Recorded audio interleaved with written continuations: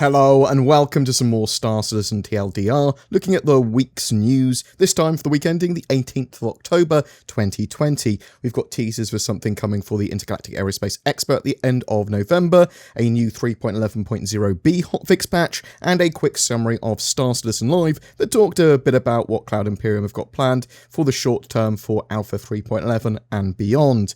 In the Star Citizen Concierge newsletter, there were some hints of what's coming for the end of November. Our contacts have let us know to expect an exciting release at the Intergalactic Aerospace Expo next month, so keep your eyes open for further news. We will keep you up to date with the details as they arise. Under that, there was also a picture of the RSI New York HQ, so the assumption there being that we're getting a RSI ship or vehicle as part of the end of November sale and event with the Intergalactic Aerospace Expo. A few months ago, Star Citizen Leaks talked about a potential RSI Odin gunship coming to the game, and it's very possible that we could see that straight to flyable or concept for that event, potentially a few other vehicles and ships as well at the Intergalactic Aerospace Expo. It's probably going to be the best and biggest event of the year, so I'm very, very hype for that.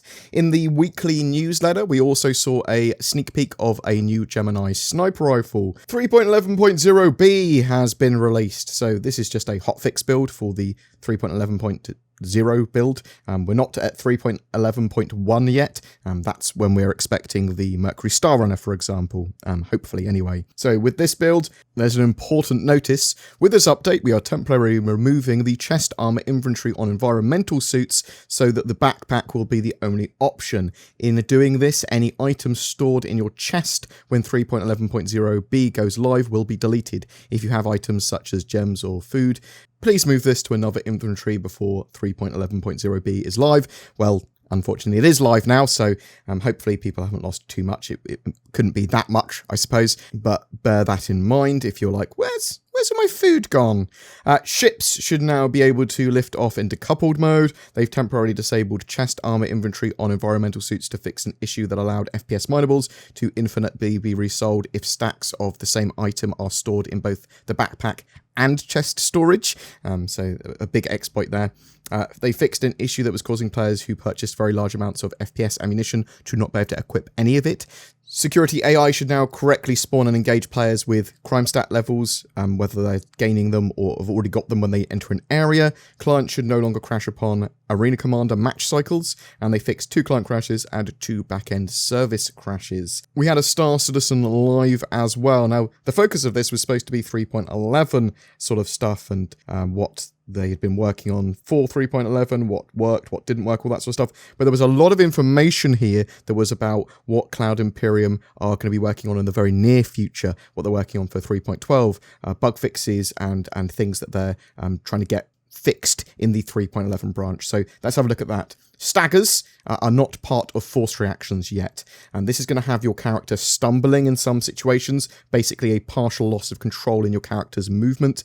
You're also going to be able to sit down and brace yourself and hold on to things like railings to help. Drop seats are going to be very useful in the future, but basically staggers are going to be added to force reactions, and this is going to have you moved around in other ways that are appropriate based on what's happening to your character. You might get blown over by the wind, for example, and then brace yourself. And force reactions are going to continue to evolve and improve, and it's a fully systemic system. Station defenses and stations have their turrets detached from them and sort of like floating free as like floating turrets in space, because they didn't want stations to basically become like battleships, and they will sort of like have better coverage with detached turrets anyway, and that makes sort of like more sense. AI security improvements will be getting more complexity to them in the future. At the moment, it reacts to the combined crime stat in the area. Obviously, they put that little bug fix in for 3.11.0b, so the ships now react properly to crime stats. The removal or relaxation of green zones around stations actually uncovered a huge amount of bugs and improvements that Cloud Imperium can make. They may, in the future, not allow you to lock missiles in green zones. That sort of makes sense because they cause a lot of issues at the moment, and you can sort of lock missiles into people before they're out of their hangar and things like that. In the future, interiors will also have their green zones relaxed, so you'll be able to fire FPS weapons in stations. but that's not yet. They're working on spawn lockers, so that will allow for the spawning and despawning of NPC security forces to help with the defensive stations when they sort of like make that go live. They've been further developing capital ships as well. I think and hope this is for the Intergalactic Aerospace Expo. We're going to see some more stuff. Major unexpected torque imbalance detected is a warning that is often shown on a ship's HUD, and that's actually a bit of a bug, it being shown too much, so they're tweaking that. They are constantly trying to improve networking bits. There are dedicated teams working on networking. Originally there was a 500 millisecond artificial delay for smoothing animations. That was reduced to 250 milliseconds and then became variable with better connections, only having sort of like 40 milliseconds delay to smooth animations, and stuff was a lot more accurate. However, this got broken a little while ago and they're having to re-enable it, and then they hope that it will stick this time. There were lots of bugs with prisons in 3.11, spawning you with a new loadout and an item in your hand, so the prison suit loadout and the multi-tool. That was causing a lot of bugs, it seems, and they're working on that. Commissary machines that are in prisons are the first vending machines that we've got in game that are functional, and they are going to have lots of different vending machines in the future across many locations as well that will be functional. Server issues can cause major issues with prison gameplay as well. They're trying to solve all of that stuff at the moment.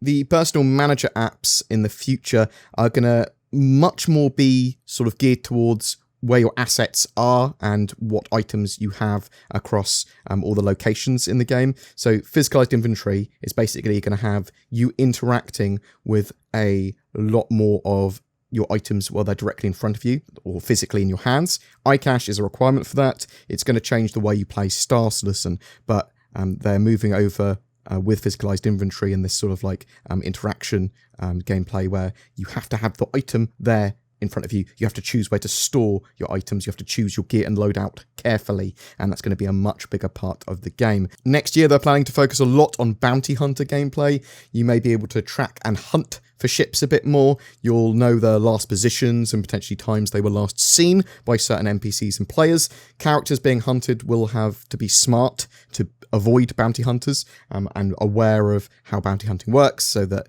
if they are having to jump out to go and purchase something or get repairs or whatever, they know that they're going to be detected there and they have to get out before people turn up.